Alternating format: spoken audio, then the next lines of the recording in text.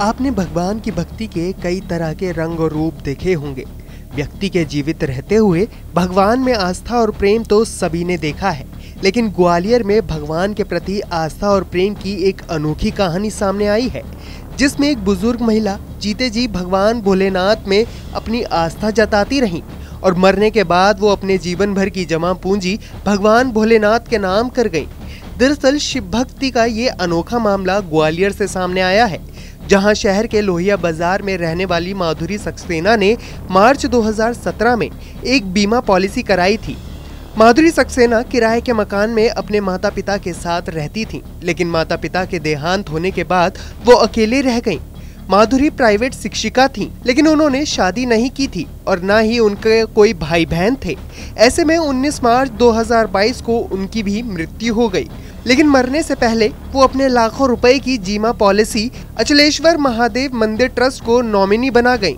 ऐसे में जब उनके पड़ोसियों को इस बारे में पता चला तो वो काफी खुश नजर आए और उन्होंने बताया कि माधुरी भगवान भोलेनाथ की बड़ी भक्त और उनकी काफी पूजा करती थी। हम तो उनको यहीं पर देखा, शादी होकर आए, मतलब कोई शादी करी नहीं, माता पिता के पास रहती थी, वो गुजर गए, अकेली थी, पूजा पाठ करती थी। हमें तो बहुत अच्छा है जो मतलब भगवान के नाम पर कुछ कर गई।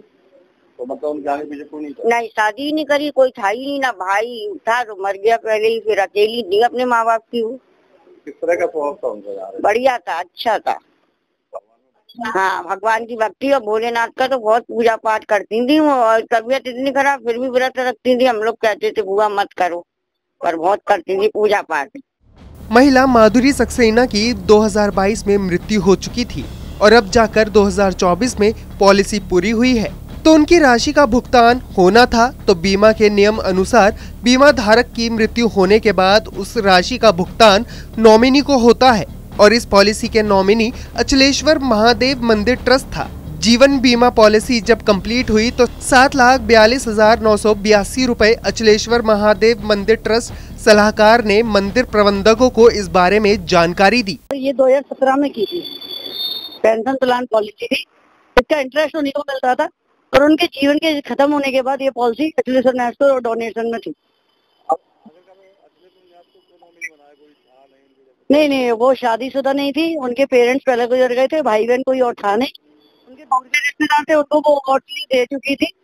ये उन्होंने एक सेफ्टी के तौर पे अलग से रखी हुई थी कि मेरे मरने के बाद तुम अचलेश्वर न्यास को सुपुर्द कर देना। ये श्रीमती सुषमा बंसल उनकी बीमा सलाहकार थी, उनके माध्यम से इन्होंने श्रीमती माधुरी सक्सेना ने श्री अचलेश्वर महादेव न्यास को अपना नॉमिनी बनाया था और कहा कि उनकी मृत्यु के बाद ये पॉलिसी अचलेश्वर महादेव को दी जाए। तो अब फर्दर क्या कार्रवाई हुई? कार्रवाई तो होगी, जैसे पॉलिसी प्राप्त हुई 2 अगस्त को प्राप्त हुई और कार्रवाई हमने शुरू कर दी। तो कल 29 अगस्त को उनका पूरा पैसा न्यास के ट्रस्ट खाते में जमा। तो काफ़ी भक्त लग रही हैं। बिल्कुल, मारे भी भक्त हैं, मानती हैं जी। आपको बता दें कि भक्तों के द्वारा मंदिरों पर दान की बड़ी बड़ी राशियों की तमाम खबरें सामने आती रहती हैं। ग्वालियर में भी इसी तरह का एक महिला भक्त ने अपनी बीमा पॉलिसी में अचलेश्वर महादेव को नॉमिनी बना दिया है।